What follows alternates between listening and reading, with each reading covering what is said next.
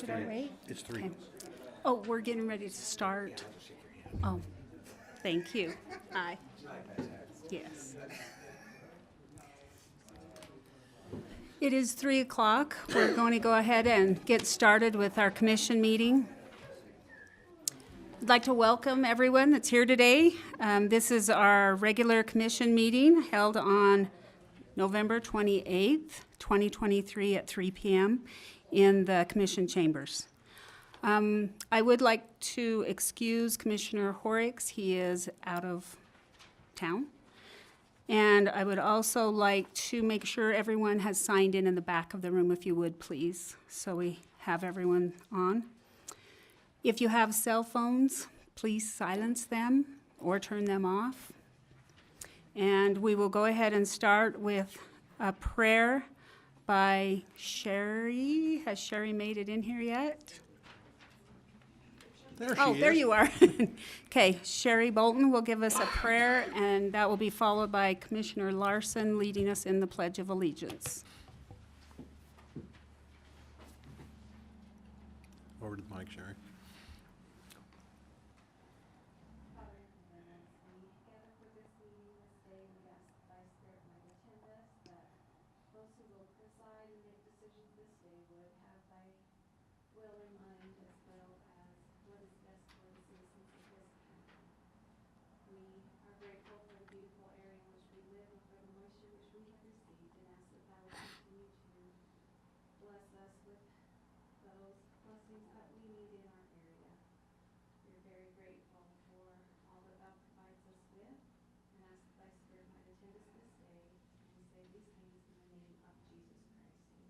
Amen. Please rise, remove your hats. I pledge allegiance to the flag of the United States of America and to the republic for which it stands, one nation, under God, indivisible, with liberty and justice for all.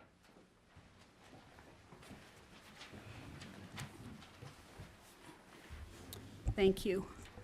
Thank you, Sherry. And Commissioner Larson. We'll now start with our approval of minutes of the November 6th, 2023 work session and November 7th, 2023 meeting, and November 7th, 2023 special public hearing. Did you have any additions, comments to those? No, I have reviewed all of those. I make a motion that we approve them. Okay, I will second. All in favor? Aye. Aye. Any opposed? Well, that was unanimous.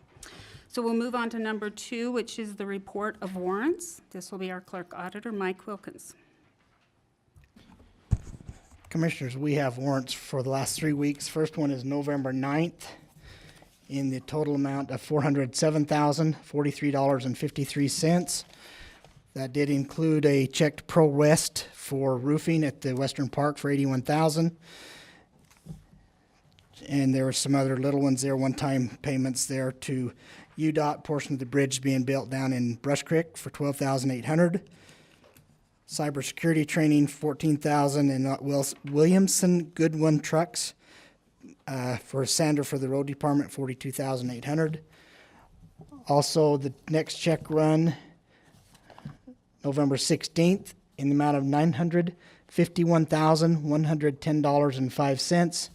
Big ones out of normal on that one was for Haglund Snow Cap for $196,937,000, and McCarley Construction for $83,696, and ice skates for $21,957. The check run for November 22nd, the amount of $4,163,621.62. This included 2 one-time transfers for this year.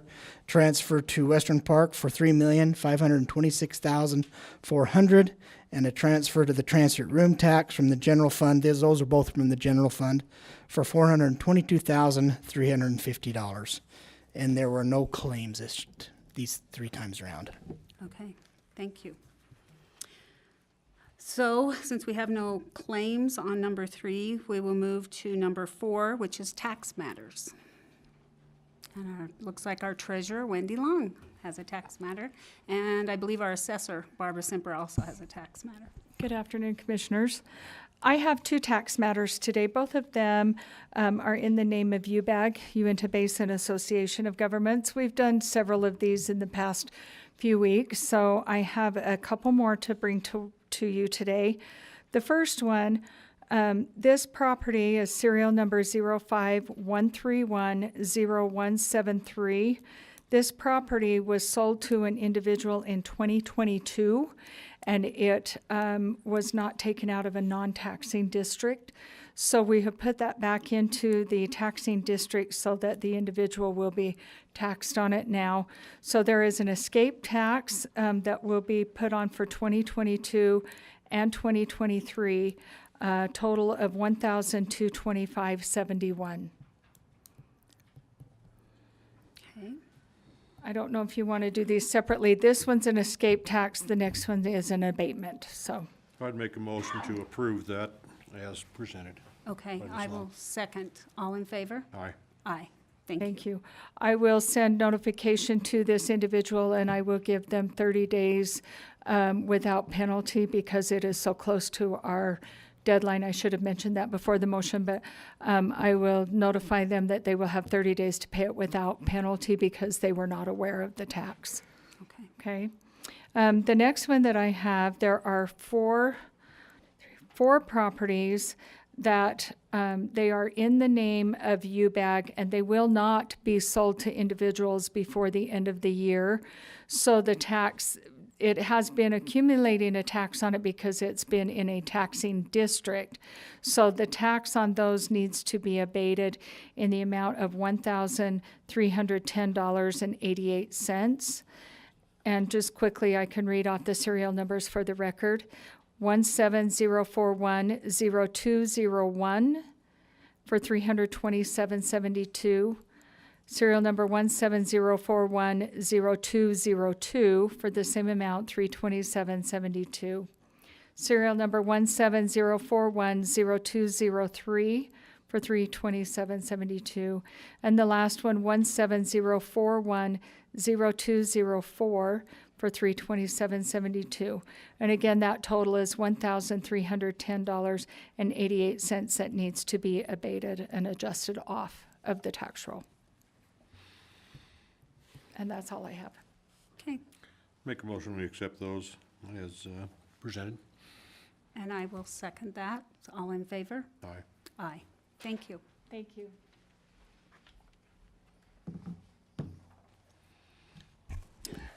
I have a request for an abatement of property taxes on serial number 040230040 in the amount of $648.05. And this was a factual error on a home. The square footage was incorrect on it, and it was only for this year. I'm not sure what happened because previous years have been correct. So I just want to bring that to your attention to have this corrected. Okay. Any questions? No, I'd make a motion that we approve the abatement as presented by Ms. Simper. Thank you. I will second that. So all in favor? Aye. Aye. Thank you. Did you have another matter? Yes. No, but I have the next item on. Oh, the agenda. okay. All right. So now we will go on to our number 5, which is DECKARD Technologies Contract regarding short-term rentals. And again, that will be our assessor, Barbara Simper. Okay, I have a contract that I need approved. As you mentioned, it's with DECKARD Technologies, and it is to assist us in short-term rentals in the county, countywide. And the cost on that is $3,000 a year. The contract would start January 1 of 2024 and end December 31st of 2024. And it's an annual thing, so if we decide to continue, then it would be brought forward for the next year. Okay. And, sorry, This okay? would you just mind explaining what that's going to do? So we have a lot of short-term rentals, which will include things like Airbnbs, Verbos, and we have a policy in effect that short-term rentals have to have a permit to operate. And we don't always know that we have short-term rentals. And it will assist in revenue because they're not considered a primary resident. They are actually a secondary resident, and so they are taxed at 100% versus getting the primary residential exemption at 55%.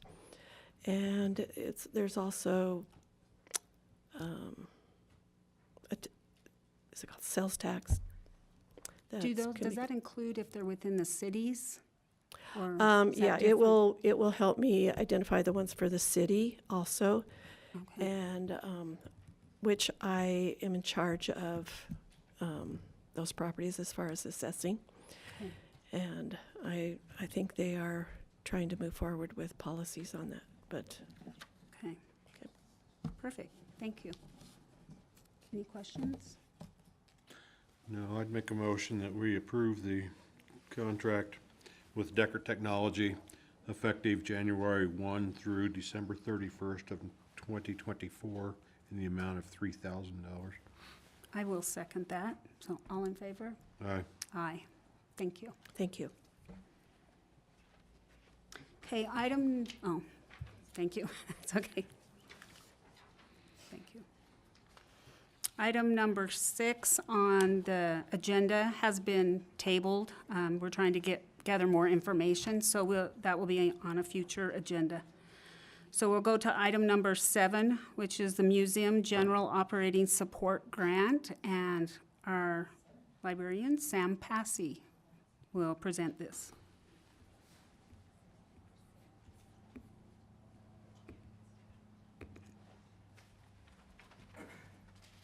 Hello, Commissioners. Requesting authorization of signatures on the General Operating Support Grant from the state of Utah for the Heritage Museum. It's in the amount of $10,000, and it's to be used in whatever expenses related to the general operations. In the past, we've used these to pay for some of the costs associated with care of the exhibits in the museum. At times, we've used it to pay for utilities, but this represents about a fourth of the outside of staffing operating costs of the Heritage Museum. So this is a pretty big deal. We're happy that the museum and the team received the grant, and we would like to thank the Utah State Legislature for appropriating funds towards this. Again, authorization of signatures, $10,000 grant for the museum. Great. And it's electronic signatures. Oh, okay. Awesome. Is there any match to it? There's no match required. Thank you. And I just want to commend you again for all these grants. It seems like every time you're before us, it's for another grant that you've been able to secure and bring to our library and our museums and the community. So thank you. Well, thank you, and shout out to Lana Fulbright, who she and her team at the museum did all the legwork to make this one happen, which is the lion's share of the effort. Thank you. I did realize that not just getting the grants, getting the grants is a hard enough job, but then managing them and doing the reporting and everything is also part of that. So thank you. Certainly. All right. Any other questions? No, ma'am. I'd make a motion to accept the Museum General Operating Support Grant in the amount of $10,000 and authorize electronic signature by Mr. Passey. Okay, and I will second that. All in favor? Aye. Aye. Thank you. Thank you. Now we're gonna, I saw him, I think Jess just walked out. Here he Oh, here comes. it comes. He's on the phone. Okay. And now we're gonna move on to the SITLA Office Space Lease Agreement Amendment Number 3, and our Facilities Director, Jess Hermann, will present. Good afternoon, Commissioners. Let me get the right paper. We're making an amendment to the SITLA office lease agreement. They are going to rent some additional square footage, so we're going to go from 720 square feet to 1,305 square feet of rental space for them. It's 2 offices here in the south building. And we're going to go from $1,100 a month to $2,000 a month. And this is what this amendment is for this additional square footage. Okay, So I will need a signature from you guys, and then we'll get it over to SITLA to have them sign too. Thank you. And I think I asked this before, but how do we figure a cost for lease space in a building? I work with Mike Wilkins, and we also look at the other, what's going on in the other, Like with the assessor, she's probably able to help Yes. with that as well? yeah, Okay, yeah. So, okay, thank you. yep. Any other questions? No? Okay, Okay.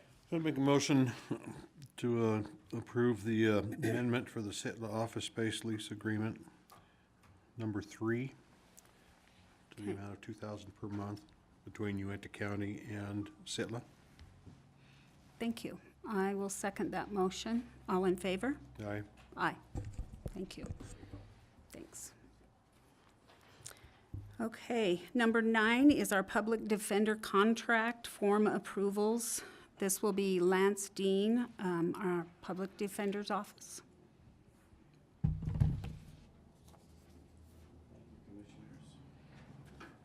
Thank you, sir.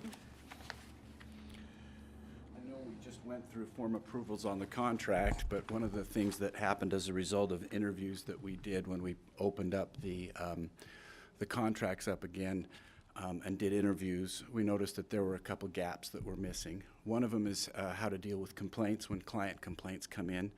And so I've left a copy with each of you of the two new provisions that we've created that are redlined. The first one deals with client complaints and how to deal with those. And then the next page deals with the attorneys informing us of who their support staff is so that we can assist, so that they can assist us in our quarterly reports. Those two things were not in there before, and so we'd like approval of those two provisions in the standard form contract that we have. Just so the commissioners are aware, we are adding that to the justice court contract, the district court contract, both the juvenile court contract that deals with delinquency and child welfare, the child welfare contract, but we're not putting it in the, we're only putting the complaint paragraph in the conflict counsel contract. We don't, they have so few cases that we don't need designated support staff to get their report numbers in. We can do that ourselves. So we're not adding that into the conflict. So we're asking that, I'm asking that those two paragraphs would be approved in our contracts. Okay, and I know we visited with our attorney, Sturmer, and he said that he has reviewed these and feels comfortable moving forward. Yeah, So- I worked with him on that. Okay, thank you. I'd make a motion to approve the form as presented, indicating that on the conflict council, we'll only have the complaints paragraph in there, not the quarterly reporting requirements. Okay, I will second. All in favor? Aye. Aye. Thank you. So again, now we're going to ask Lance to talk to us about the public defender contracts for district court. Yes. We had 4 applicants on the district court contracts. They were the ones that had previously been doing that. And so we had chosen all 4 of those just last week, or yeah, I guess it was last week. Mark Flores indicated that he's taken other employment. So that's, his contract will end at the end of this year. We're working with Zeke to try to get someone else to cover that caseload. So with the changes that you just approved, we've put that in the new contracts, and we have a contract for Bo Blackley, Clint Hendricks, and Jenny Wingad that would like to sign. These contracts are for the coming year. They're for 1 year with an opportunity to extend it for an additional 2 years if everybody's okay with it. Okay. Again, Is that the calendar year? Yes. Okay. yeah. I'd make a motion that we approve the contracts for district court as presented, with the contracts running from January 1st through December 31st, 2024, for the 3 that are willing to sign at this point, Okay. With, do we need to say with the 2-year option? with a pot, Yeah, as presented with the okay. right. ability to extend it for another year. Okay. I would second that. So all in favor? Aye. Aye. Thank you. Yes. Can you sign them now or do you want to do it now? I can sign them, but maybe by the end of the meeting or after the meeting. Thanks. We'll go to number 11, which, is that supposed to say RFQ? Do you know? Okay. RFQ Award for Indigent Defense Council, and Zeke Atwood, our Purchasing and Grants Director. Good morning, Commissioners. Zeke Atwood, Purchasing and Grants Office. This is just probably to button up a little bit of what Lance just reviewed. As he mentioned, he had 4 contracts that were expiring at the end of this year, so we put out an RFQ to fill those positions. We had 4 applicants apply. We had 1 from Hendricks and Owens, attorneys at law from Clint Hendricks. We had 2 from Blakely and Wingad, from Bo Blakely and Jenny Wingad. And then we had 1 from Mark Flores. And as Lance mentioned, those are the 4 that were currently holding those contracts. We did have a review committee look at all those those proposals that they submitted, and they did meet all the requirements. So to close out the RFQ, they recommended that we approve Jenny Wingad, Clint Hendricks, and Bo Blakely as being awarded this RFQ. The one that Lance mentioned, Mark Flores, is the one that withdrew. So Okay, that's that's why what we I only was just going to that's why we only ask have the because 3. he mentioned that. Yep. Okay, thank you. And one other thing, just for the public, an RFQ is a request for qualifications. Okay, thank you. Do you have any questions? I do not. Okay. I would accept a motion. I actually do have a question. Is this considering the calendar year? Yes. Okay. Yeah, it's the same one you just did for Lance. Okay, the so an previous one. extension. It's a really Possibility new for an contract, extension. yeah. Okay. All right, I'd make a motion that we approve the Indigent Defense Council for the 3 attorneys presented by Zeke with the date of January 1st, 2024 through December 31st, 2024, with a clause to possibly extend it an additional year. Thank you. I would second that motion. All in favor? Aye. Aye. Thank you. That was approved. We'll move to number 12, the opioid clinician clinical hours agreement. Now be Sheriff Labrum that will be addressing us. That's a tongue twister. What's that? That was a tongue twister. Yeah. So my clinician in the jail, we're needing her to have some more letters in front of her, behind her name for what we're having her do. And DOPL requires that she reports these hours to a third party. So Higgins Family Center has agreed to be that reporting agency. She needs about, well, it's under 750 hours now, but the maximum cost would be about $3,600 in fees that we would need to pay. I have that in my budget under the opioid grant or my wage line in the jail. So I have a 1099 from Higgins that we can use, and I'm also going to have Kylan sign a contract that if she leaves within 2 years, then she has to pay that back in a prorated form. Okay. I might add, the reason that we're doing this is the Division of Occupational Professional Licensing, DOPL, requires that she cannot pay for this tutoring. It is mandatory that the agency utilizing her must pay for it. Therefore, I would make a motion to approve the agreement between Uintah County Sheriff's Department and Higley, Okay. In the amount of $3,600? not to exceed $3,600 at this time. Okay, thank you. I'll second that. All in favor? Aye. Aye. Thank you.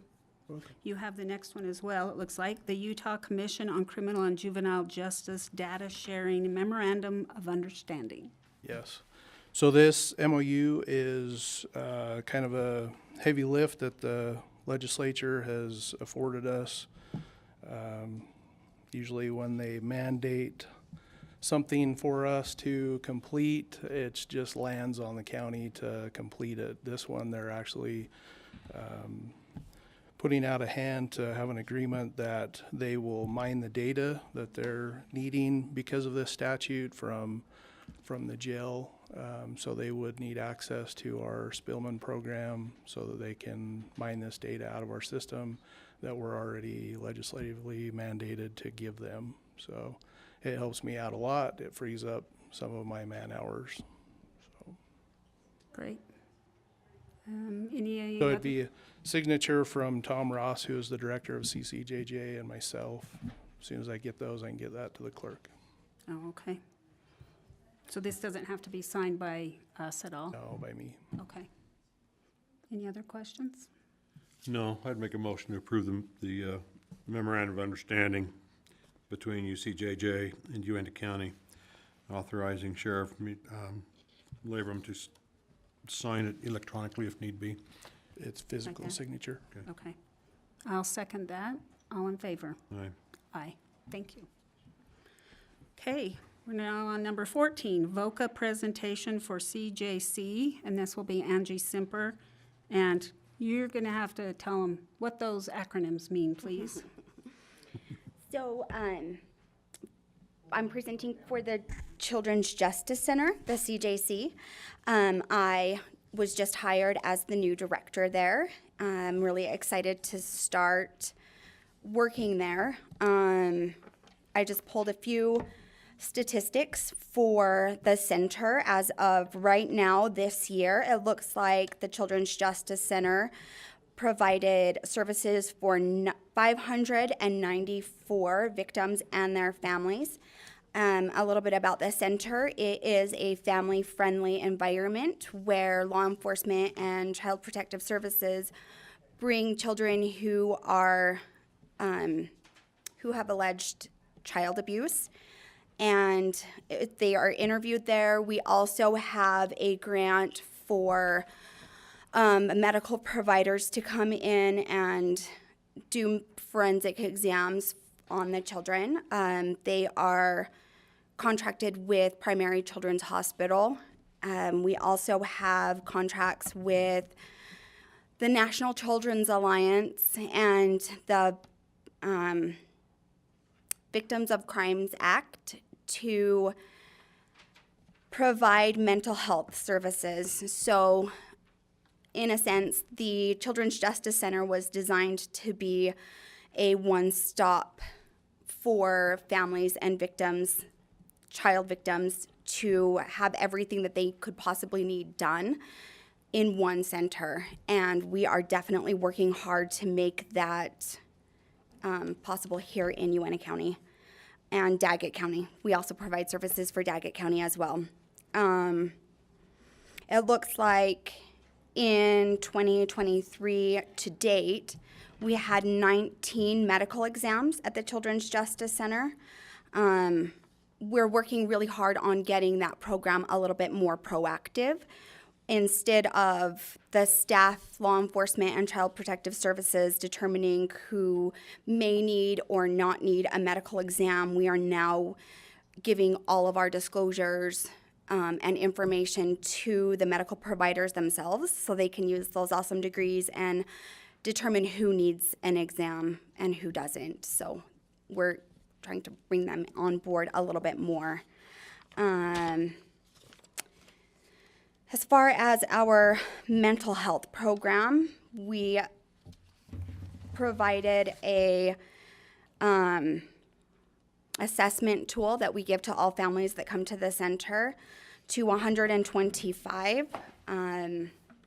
We did have quite a few decline. I believe that's just going to be based on lack of understanding on what the CPM tool is and what the assessment actually means. In the future, we're hoping to raise that number dramatically. Of those 125 that did the mental health screener, we're screening for suicidal ideations as well as stress in children.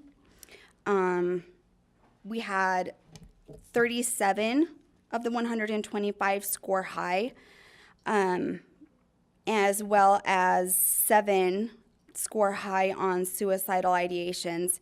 So with that information, we have a grant that allows them therapy and quickly. We have a contract with the Journey Counseling Center, so we are able to provide them with a referral as well as funding to be able to get the help that they need. So for the Children's Justice Center, we have one full-time employee, that's the director's position, and one part-time employee that are funded through the county. The Victims of Crime Act fund 3 of the employees at the Children's Justice Center. So I'm kind of new, so I'm hoping to have more facts and figures for you guys when I present at the next commission meeting. I have the next one as well. Thank you. Yeah, I For was the going to county say you attorney's got office. another one next as well. Yes, so they have not made a decision yet on who they want to be the next director. For the advocate's office at the county attorney's office, I believe they just had interviews, so they should make that announcement soon. But as far as services are for the county attorney's office, the victim advocate office served 913 victims in the office and provided close to 10,000 services over the past year. So that's actually quite a bit. We're really excited about those numbers. We've done everything that we can to try to streamline the information to provide the fastest services with also being cost-friendly in mind. So we're really excited at the way the program is running right now. Just for the county's information, the county attorney's office has one county-funded position, and that is the director for their program, as well as 2 VOCA-funded positions. We're really excited and grateful for both the county and VOCA for allocating that money so we can better serve the victims in our community. Thank you. Any questions? No, thank you. No, welcome aboard. New position, thank you. All right, we will now go to item 16, and I would accept a motion. I'd make a motion that we adjourn and go into the MBA and Governance Commission meeting. Okay, I second that motion. All in favor? Aye. Aye. And so we'll now turn it over to, well, go ahead. Okay, welcome to the Municipal Building Authority. This time, we have our attorney, Eric Johnson, is going to present a resolution authorizing the issuance and sale of not more than a $1,200,000 taxable lease revenue bond, Series 2024 for road equipment, fixing the maximum aggregate principal amount, maturity, interest rate, and discount, providing for the publication of a notice of public hearing and bonds to be issued, providing for the running of a contest period, and related matters. Thank Take it away, you. sir. So that the county has obtained a funding approval from the Community Impact Board. It's going to be used to purchase road equipment. It's in the amount of $1,500,000. $510,000 of that would be grant. $990,000 would be a zero-interest loan. This is going to be done through the building authority rather than the county directly, and let me just explain briefly why that is. There's 2 main reasons. One is specific to the Community Impact Board. The Community Impact Board, it gets its money from mineral lease funds, which are federal funds. And if that money were directed to the county directly, then it would actually reduce PILT funds that the county receives. And so for that reason, the building authority is used to protect the PILT funds that the county receives. The other reason is applicable to all public bodies, and that is the security for this loan will be the assets that are acquired. It'll be road equipment. And under Utah law and most states, there there are prohibitions against using public assets as security for loans, okay? And so, about 40 years ago, the state of Utah approved building authorities, and building authorities are nonprofit corporations. They're controlled by, it's controlled by the county. The board for the building authority is the county commission.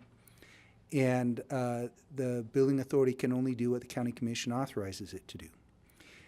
But it's used as a way that assets can be pledged as security for a loan and without running afoul of some of those prohibitions, because the assets are held in the name of the building authority, which is a nonprofit, and then those assets are then leased to the county. And so that's why a building authority is used. Questions about that? I have none. Okay. So it's really, it's kind of like using two pockets in the same pair of pants when you use a building authority to fund something. The other thing I would add, you'll notice that the amount that what you're doing today is you're not approving a loan, okay? Today you're calling a public hearing. After the public hearing, which will be held on January 8th, then you can approve or disapprove of the loan. But you have to give the notice and give the public a chance to be heard. And so the amount, the way the law works, you give maximum amounts, not necessarily the exact details of what the loan will be. And the Community Impact Board asked that there be about a 20% buffer because the loan would be $990,000. The amount in the notice is $1.2 million. So that's more than you're expecting to borrow, but that's just for notice purposes to then hear from the public. And the other, the interest rate would be 0%. Maximum period of time would be 15 years, and with a 1% discount maximum, although that's not expected. So basically what you're doing today is you're calling a public hearing to occur on January 8th with those maximum parameters in the notice. Do you have any questions? I don't. Do you? Okay, no, I do not. Call for a motion? I would make a motion that so we're just authorizing the public hearing? That's right. You're calling a public hearing today with those maximum parameters. Okay. Yep. That is what my motion is. Okay. I'll second. I vote. All in favor? Aye. Aye. Great. Okay. And then you'll have another resolution for the county commission that does the exact same thing. Okay.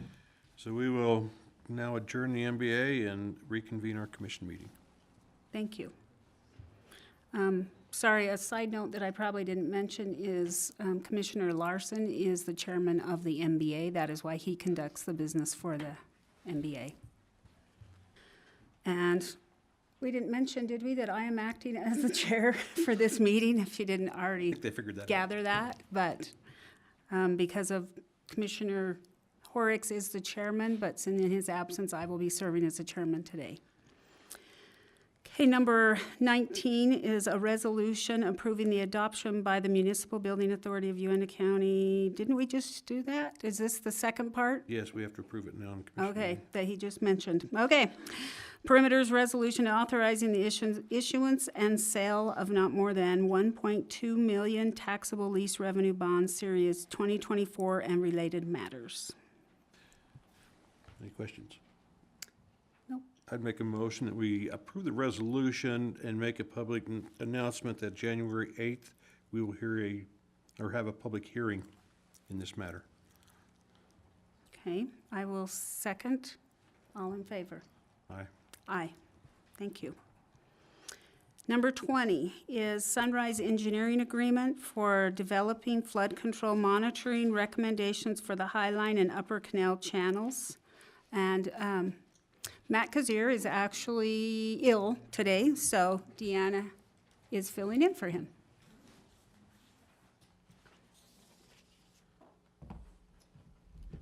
Okay, so the first one, Deanna Nyberg, Community Development. So this is an agreement with Sunrise Engineering to provide Uintah County with a recommended monitoring plan for the High Line and Ashley Upper Canals. They'll identify problems, recommend frequency of monitoring for vegetation removal, and recommend regular maintenance. This is a $3,000 fee that they're charging to do that for Uintah County. And that will come from flood control funds. And I think it was asked in the work session if that was a one-time fee, and it is just a one-time fee for this. So we're looking for approval on the agreement today. Okay, any questions? Okay, I'd make a motion that we approve Sunrise Engineering Agreement to develop flood monitoring control recommendations as presented, not to exceed $3,000. I will second that. All in favor? Aye. Aye. Thank you. So number 21 is Basin Acres, the final plat approval for a subdivision on property owned by Savage Land Development LLC at 1929 South Vernal Avenue, Vernal, serial number 0510600060, and property owned by Edgar F.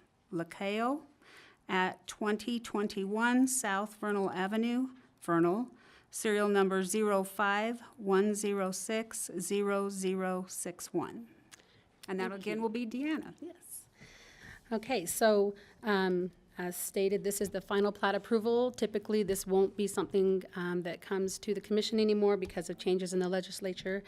But because they began this process before that change was made, and their plat was already printed out and signed by some members that lived out of town, we didn't want to make them go through that again. So we are looking for an approval of that final plat today.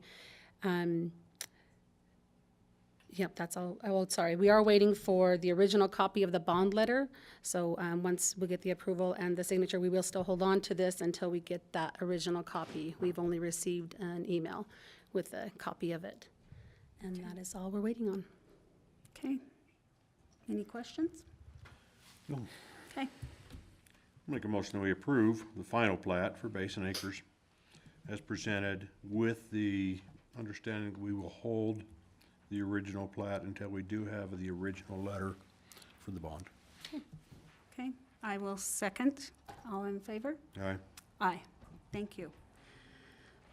We will now move into a public hearing for asking amend Uintah County rights-of-way Class B road, vacate county road at 1250 North on private land, and in the name of, I guess, Christy Jenkins, Township 4 South, Range 21 East, Section 17. And are you going to do anything Yes. to talk about I that will before we present, just start the public hearing? let you know what it's about, and then we can do Okay. the public hearing. Okay.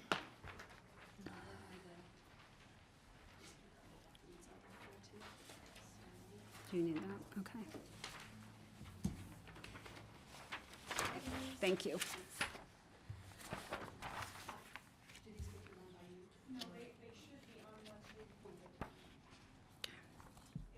Did it, wasn't on once? Okay. There we go.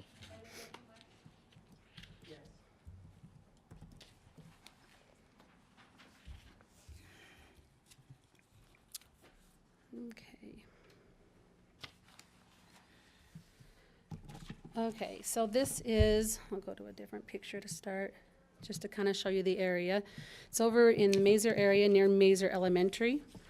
The road is 1250 North, and it's just off of 3000 West. The applicant would like to vacate 1250 North, which is located completely on her property.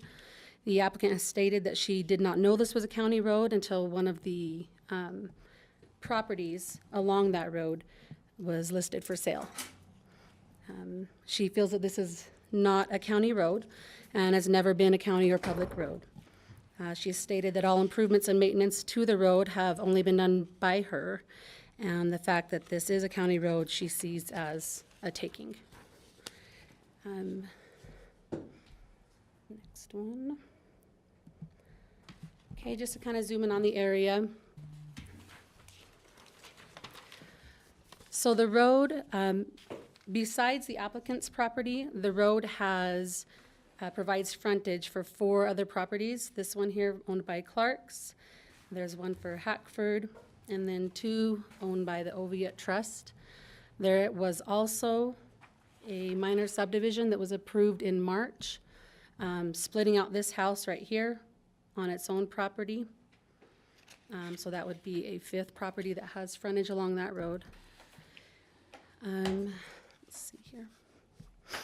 Only one of these property owners, the Clarks, Mr. Gloria Clark, signed that application to vacate the road. The others have not signed.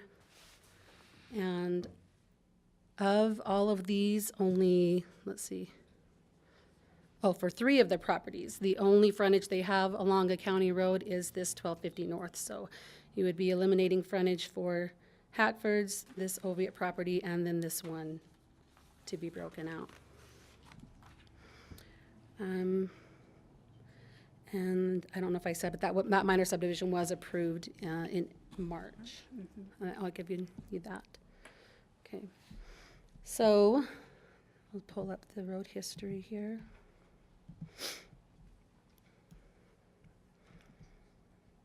Okay, so the history of this road, after we received this application, Matt Kazir went and looked through some records to find when this started showing up on our road maps. In between 1950 and 1975, and then again in 1977.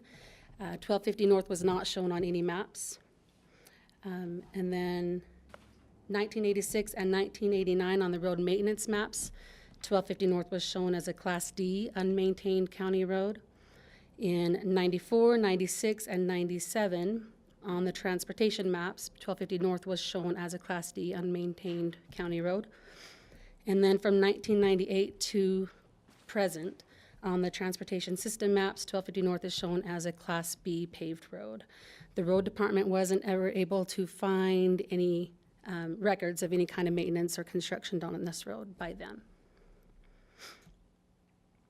Okay, applications on this road on March 13th was the 2-lot minor subdivision, which was approved with one of the lots only having frontage along 1250 North. The other lot does have frontage on 3000 West. October 11th, we received the application to vacate the road, and later that same day, we received an application for a second minor subdivision by the Oviatts again, another portion of that property that they were trying to split out, which would leave it frontage only on 1250 North as well. As far as the process, this notice was published for 4 weeks in the Vernal Express and on the Utah Public Notice website and in the county building. Letters of notice were sent to all the owners abutting the property, the county road. And a letter of notice was sent to UDOT along with a map of the county road. Items of concern, not all the abutting property owners have given consent for the road vacation.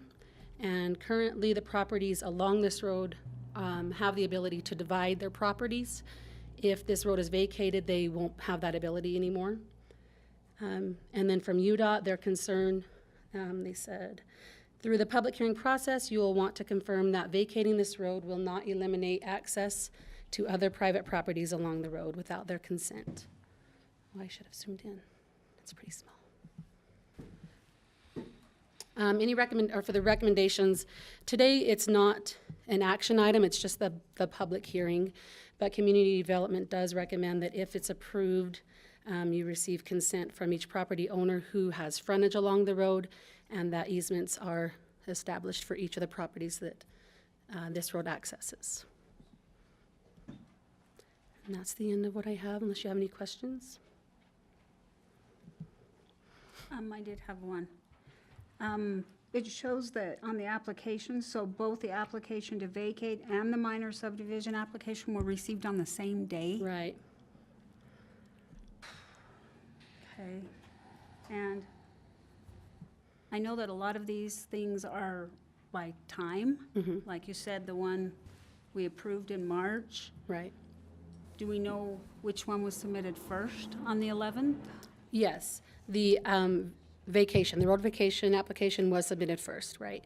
And it was later that day that the minor subdivision was, Okay. the second minor subdivision application was And I submitted. know that there, if this is kind of just questions, but if this road were vacated, if the property owner that owns that property was to give easements or right-of-ways to those property owners along there, would that serve the same purpose as if it was a county road, or are there limitations on that, I guess? It would be different. The main difference that I can think of offhand is that they can't divide their property any further. Than what it They is. would be able to build still, if they have that easement, that access easement and utility easements, but they wouldn't be able to divide their properties as they would along a county or a Class B road. Okay. That's the only questions I have right now. Okay? Did you have any other questions? No. Okay, then, is that it for, yep. Commissioner Did you have Norton? something? Yes, just one more fact in that presentation, which was excellent, by the way, but just wanted to add one more fact. In the research that was given for the county road maps and the transportation system, this road, 1250 North, it was shown as a Class B road before the Jenkins or the Clarks came into ownership of the property, which is the applicant of wanting to vacate the road. So just that one bit of information, it did show as a Class B before they On our obtained transportation on the map? transportation map. Okay. Okay, thank you. I'm now going to open this to it is a public hearing, and this is now time, if anyone would like to come up and speak on this matter, they can come, I guess, to this one. Either mic, this one's available, and state your name for the record, and you're able to come do that now.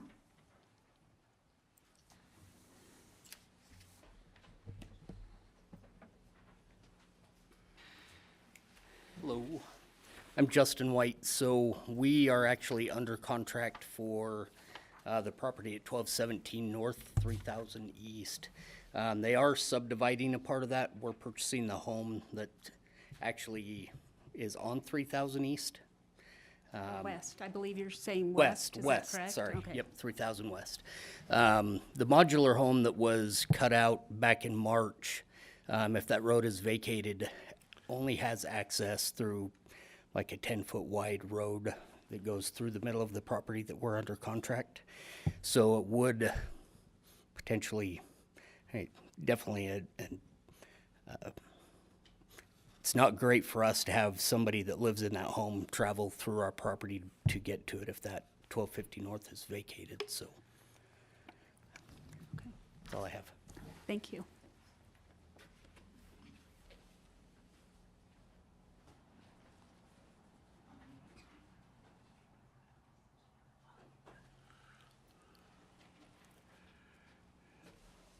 I didn't know that any property was under contract yet, and that was why I stopped, and Justin White and I have known each other and been friends since the 6th grade, so I was apologizing to him.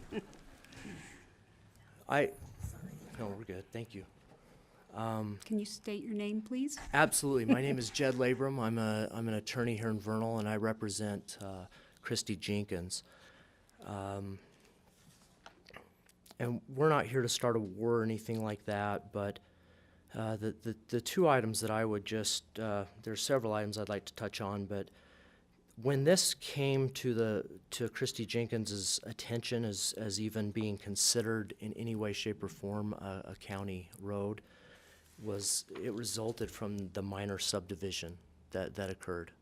If she would have known and received notice for that, she would have immediately stepped forward at that time and said, whoa, this isn't a road. And she doesn't consider it a road. She calls it a lane. It's the lane to her house, and it always has been. And just because we say something's a road doesn't mean it's a road. We can find nothing that this has not been dedicated over to the county. The county has never had anything to do with this, as far as I know. Christy, her testimony and what she's told me, and her entire family and everybody that lives there has said the county didn't show up and shovel snow this last winter. and has not taken care of anything, didn't even know the situation or anything like that. I think this is like a lot of the roads in our county that have just been placed on the map. And because something's placed on a travel map does not mean it's the county's. I think that we can all, every citizen, every taxpayer, every voter, the commissioners themselves, I think, can sit back and think, well, how would I like it if the county suddenly, because it's really convenient for somebody else, you know, took something that belonged to me? And that's a taking. And the U.S. Constitution forbids that without just compensation. There are some other individuals that live up that lane. They have written easements and deeds to do that. I do have statements in support of this happening. We've had a few things happen since this is going on. We've had a death of one of the individuals that owns up in there, and we don't know who exactly is the executor of the estate yet. Shirlene Hackford owns property just to the south of Christy Jenkins, and an individual by the name of Robbie McClure lives there, and he's on a rent-to-own contract, and he's going to own that soon. We do have him signing off on that and saying he doesn't believe that's a public or a county road. And so I'd like to, if I may I approach? I'll say what I say when I am in court. I don't feel like I should just go marching up there. So. We just need to make sure whatever you're bringing, that it gets presented to Ty, so it can be in the minutes. Yeah, that's Ty, but. This is Ty. So This is Ty, yeah. There you go. So Great, that's perfect.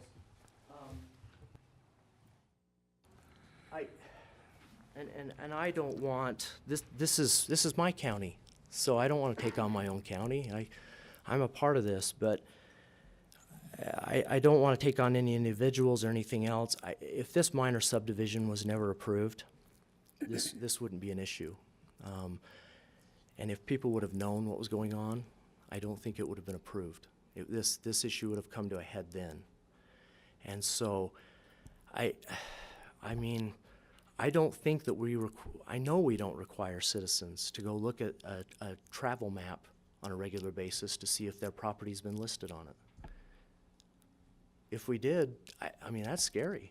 The government would be taking property from people left and right. And so, I understand, and I've known the Oviates longer than I've known Justin White, and so I don't, I don't want to take them on either, but it's a difficult situation. My client and everyone I've spoken to that lives up in there, her mother lives right across, and no one, the public has not traveled that road in any way, shape, or form for the last 20 plus years, and even longer than that. I'd add on to that, I know that since they built their home up in there, no one's traveled it. They said there's been a few cars that have trickled up in there since that property's been put up for sale, but it's so narrow that they even have a hard time turning around and getting out of there. Everybody up in there and around, I don't think they want that to be that way. It's not. I can understand that, it grates me the wrong way when somebody says they'll lose frontage. The only frontage that's available right there is on 3000. That's a county road. It's not Christy Jenkins's job to provide frontage to other individuals. That's a taking, and we don't do that. This is America. So, again, we're not trying to take people on. We're not trying to do any of those kinds of things. Our understanding is that this has been on the map. It's not been on the map. With speaking to some individuals here at the county, I'm under the impression that it was on the map and then it wasn't. And I'll let Christy come up and she can tell you the history as far as what she understands it to be. But she had no idea this was on the county map. They thought it was at one time, and I think she and her husband came and spoke to the county that it was supposed to be off. And I was a little curious when I found out that it was listed as a class.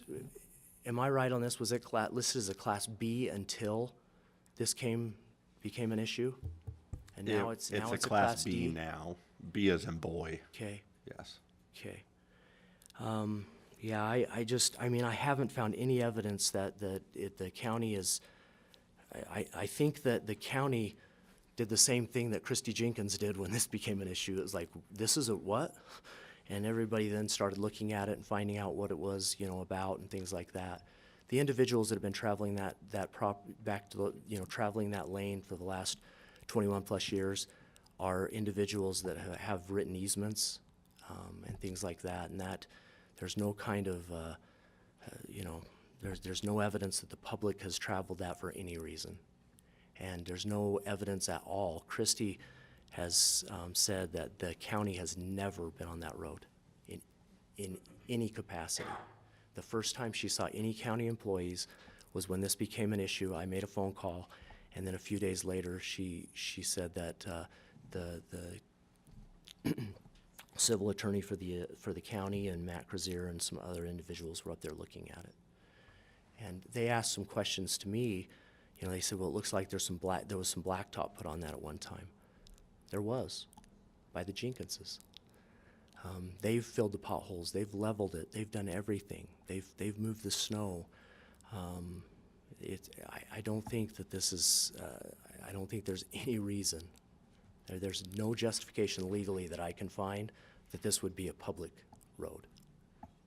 And that's what I have. Are there any questions for me, from anybody? Just don't make it a math problem, and I'll be willing to try to answer it. So that's all I have, and we would we're going to continue to work on the other individuals that live up in there to get there. Our understanding is we knew that before. I think it was the one woman that died. Was it the guy? Yeah. Before he passed away, it was our understanding that he had no problem with you know, he said, no, that's not a road, this is where we are. Then he passed away. So, you know, we're a little, I think there are a couple of nephews on the Wasatch Front that may inherit this. So I don't think that they have any reason other than to, you know, they're going to want to do whatever they can to make the property more valuable, and that would include maybe having some more frontage, so to speak. And so I don't know where that will go. I mean, it'll be what it'll be, but my legal point of view is that there's no question that this is a lane to somebody's home. This is a lane. I mean, it's a difficult position that somebody has to hire an attorney and be here today. Christy didn't do anything. This is just, we just threw something on a map and then suddenly we start calling it a road. Just because we say something, just because we put something on a piece of paper does not make it so. There is nothing in the recorder's office or anywhere else that shows this has been deeded or anything else. There's nothing. And Christy has said the entire time, she and her husband has passed away, unfortunately. She said while they were building and everything else, there was never any discussion. There was never anything that would have led her to believe that this could have become a county road or anything else. So that's where we come from. Thank you so much. If you do have any questions, I'll ask whatever I can, or answer whatever I can, rather. So, thank you. Thank you.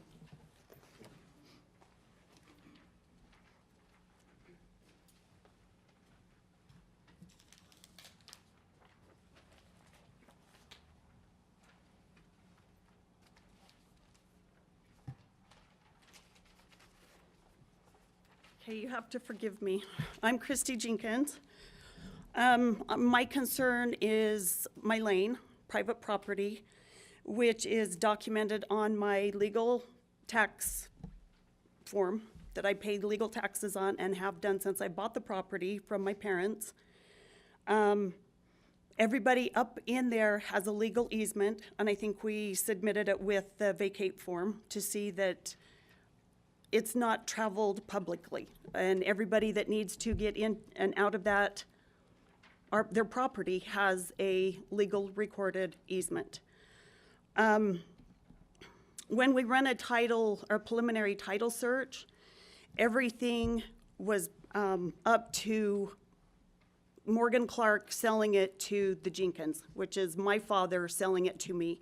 There's nothing passed from the county purchasing, taking over, anything that way.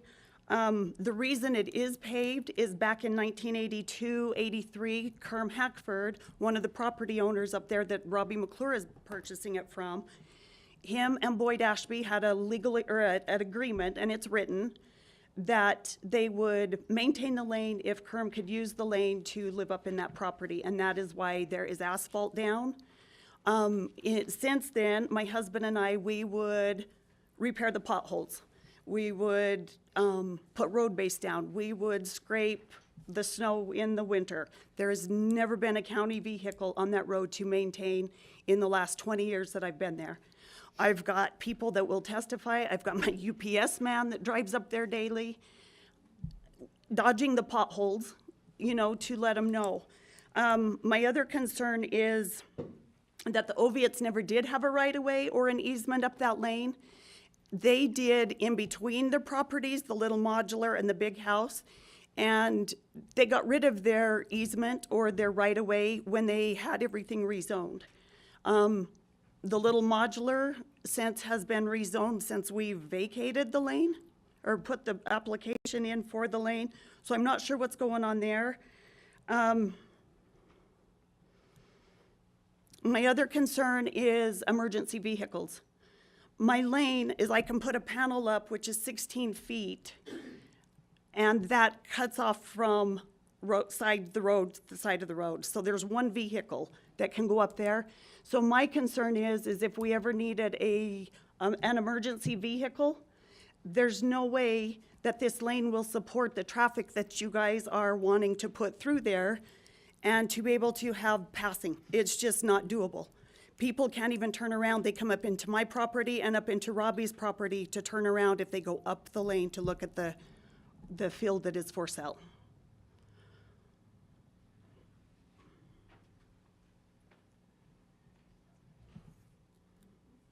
And I think that's all I have to say. Thank you. Thank you.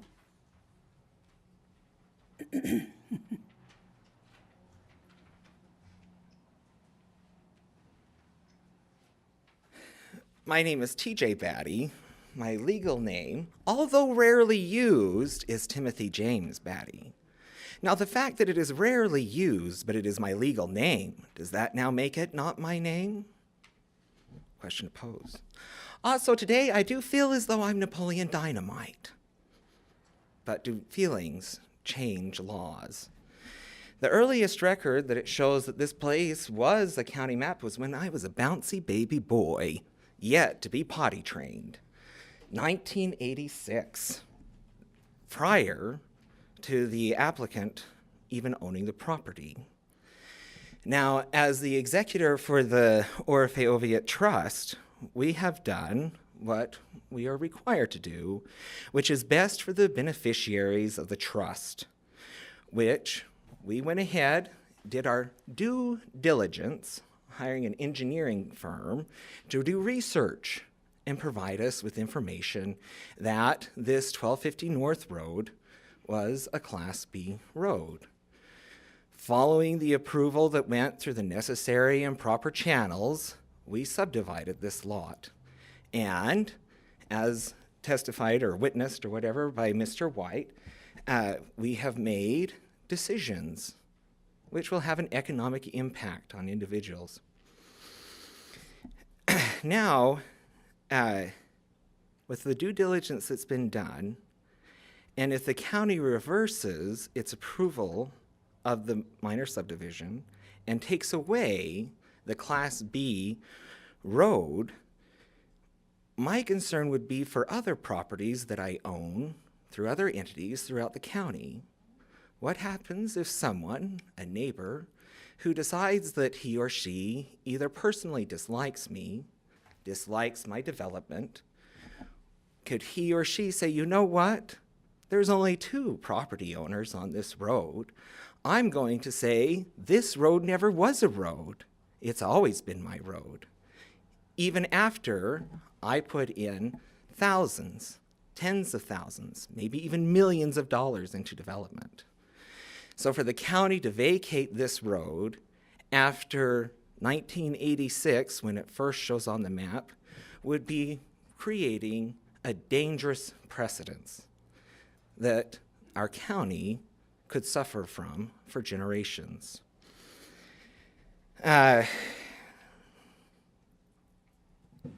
Although I do sympathize with the Jenkins for having a property that they feel is their property being stripped away from them, feelings cannot dictate law. This has not been stripped away from them. This was designated back in 1986 as a road. It's shown on the plat map for years that this is a road. And the surrounding neighbors were notified of the subdivision. There was no press test by the Jenkins given at that time. And so here we are, those are the facts. We simply cannot be ruled by feelings. We have to be ruled by laws and facts, even when they don't agree with our paradigm or precious points of view. So I appreciate your time. Thank you. Thank you.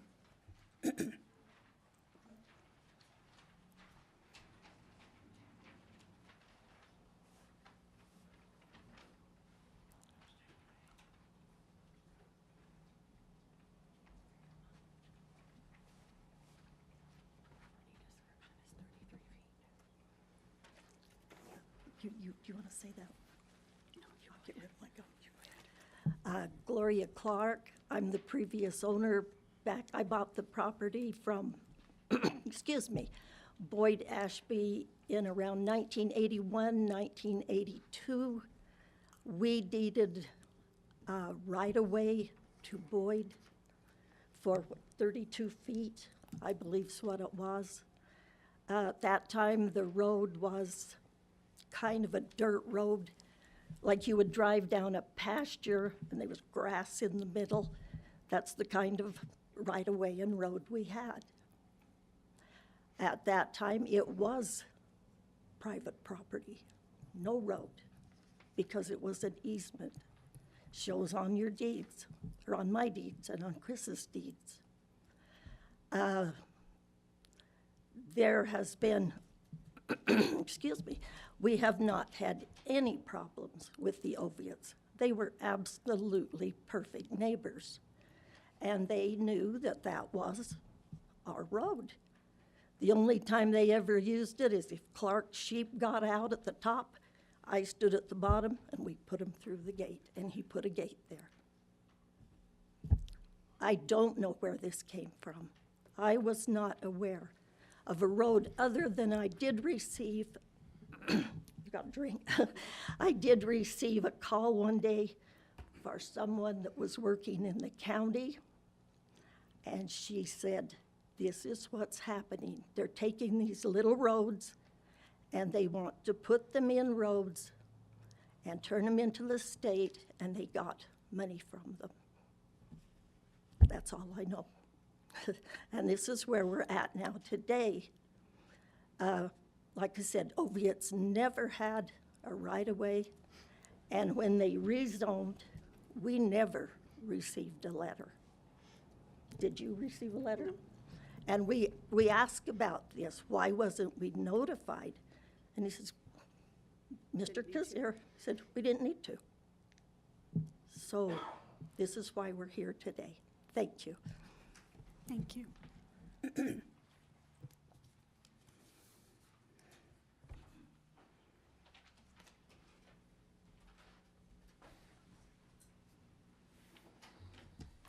Hi, I'm Madonna Allen. I'm a completely neutral party.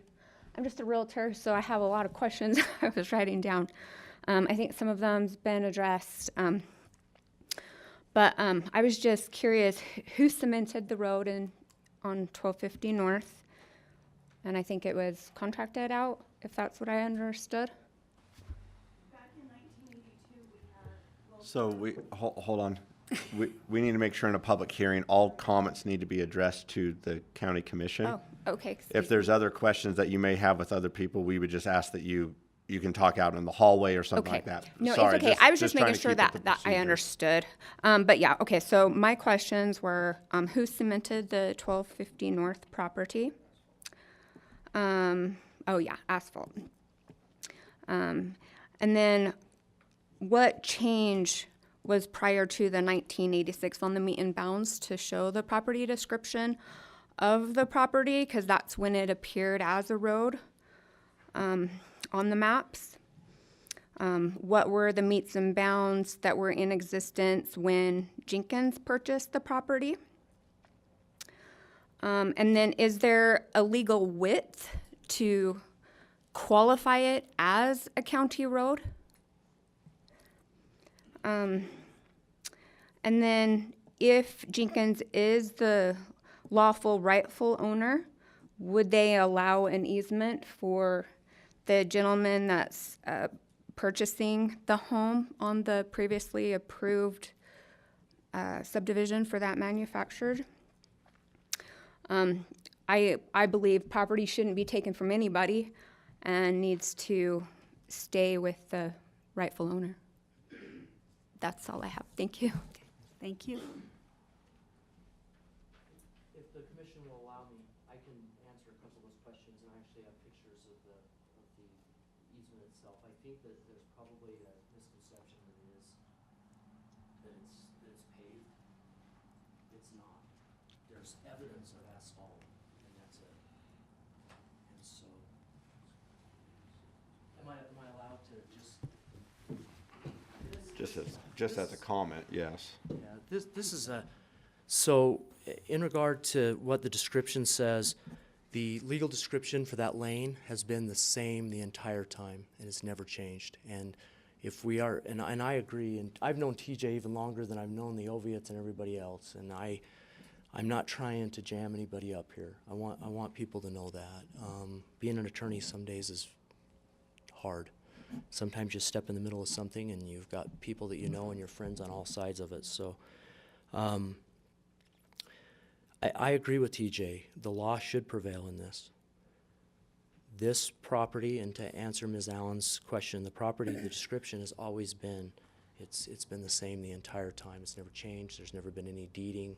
Nothing's happened that would change it in any other entity's name, any other person's name or anything like that. So legally speaking, that absolutely 100% belongs to Christy Jenkins. The only other way you can change ownership at that point is have something that occurs because of the usage of the land. And that would be, that's how we get prescriptive easements. That's how we get those sorts of things. That's the reason I went out of my way before to say the public has not traveled this. One thing that negates a prescriptive easement would be having a deed up in there and things like that. And so there is nothing legally that says that this belongs to anybody but Christy Jenkins. There's nothing that says it belongs to the county. Putting something on a map doesn't legally turn that into a road. So that would be my opinion as an attorney, that there's nothing, the law says that this is Christy Jenkins.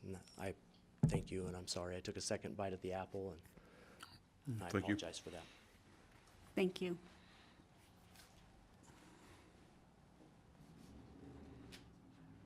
Is there any other person that would like to speak? Okay, then I will, are you coming to speak? Okay.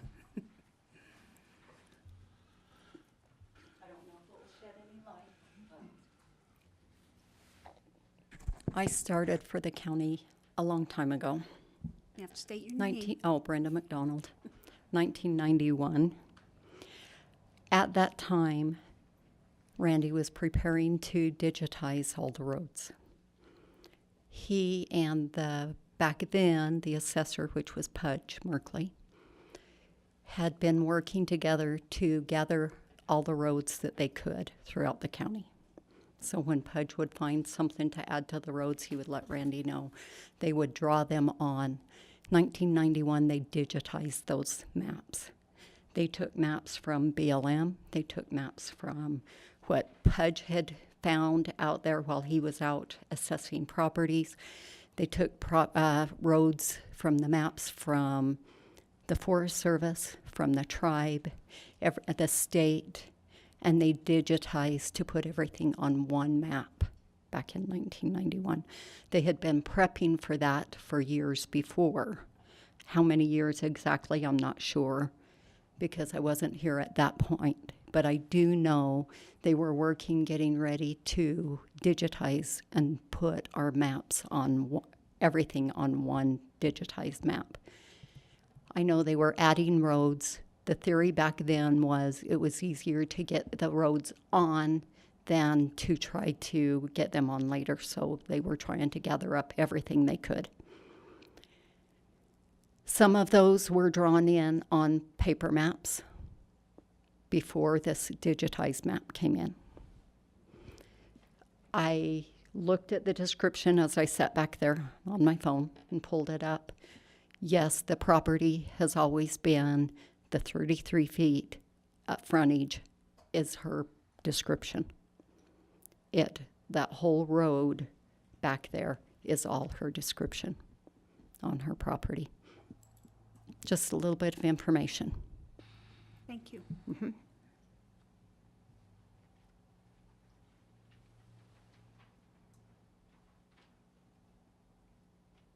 Anyone else? Okay. We will go ahead and close the public hearing. If I can find my agenda. We'll close the public hearing. Commissioner, as part of my presentation, I forgot to mention, I don't know if this should be part of the public hearing or part of the presentation, but just something, I guess, to mention that at the time the Jenkins built their home, we didn't have the flag lot ordinance. In order to build a home, you had to have a Class B county road, access to a Class B county road.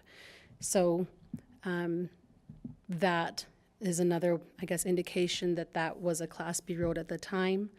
When that building permit was issued, they would have looked to make sure they had access or had frontage on a county road.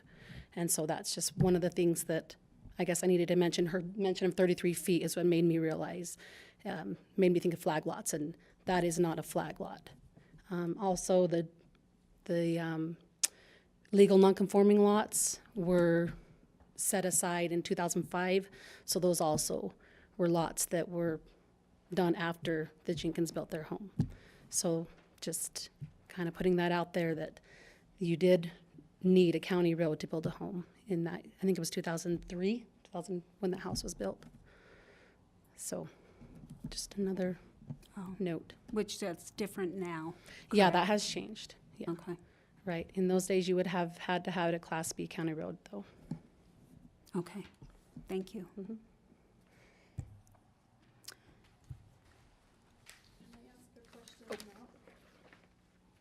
Sorry, I don't know how this I don't know works. if that was part of the public hearing or how we did that, so, sorry. Yes. So the public hearing is to provide comment to, Can I comment on that? if that's up to the acting chair, but. Yes, so I will allow it Okay, since yeah, that was omitted. That's fine, that's then- fine. Okay, at the time that we got our building permit and they granted us the building permit, that was never mentioned about having to be a county road, having a paved county B road. It was all in the warranty deed of my property description. So it was never mentioned at one time or another that it was a county road. It was all purchased as private property. It's in my property description. So, just with that. Okay. Thank you. Thank you. Now it's officially closed. Public hearing is now closed. Thank you for the comments. We will now go to number 23. How about 21?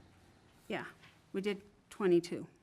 So, Oh, sorry. but I have a question. Now, this will be before the commission at a later date? My understanding is, yes, they notice up the public hearing, but then Matt Kazir is requesting that this be on, is it next Monday's work session?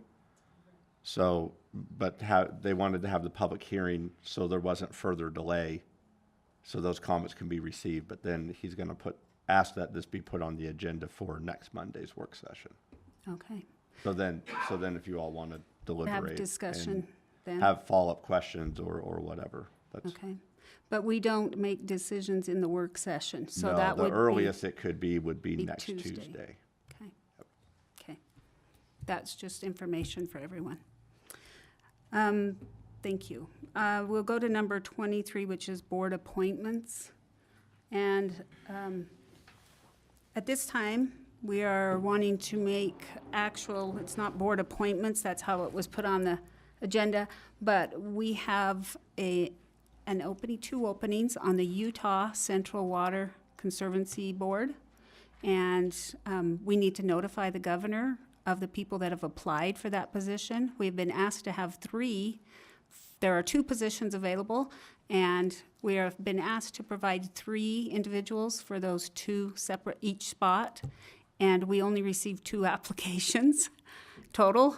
So we will be forwarding these to the governor for his decision. But we have received applications from Stephen Hamburg and for Max Haslam to serve on that board. So those names we are putting forth to the governor now for his consideration. Okay, that was the only board appointments or announcements we had for today. We do have a lot of boards, though, that come, the terms expire at the end of the year, so there will be many board appointments forthcoming by the end of the year, so that we have people that will be able to take those positions at the beginning of the 2024. As of now, we will go to the public comment, and this is just little reminders for everyone. Public comment is a time for public comment, not public debate. The county will listen to the comments made and take them into consideration. The county will not be responding to comments or asking or answering questions. Comments made might not be something the county has the power to act on.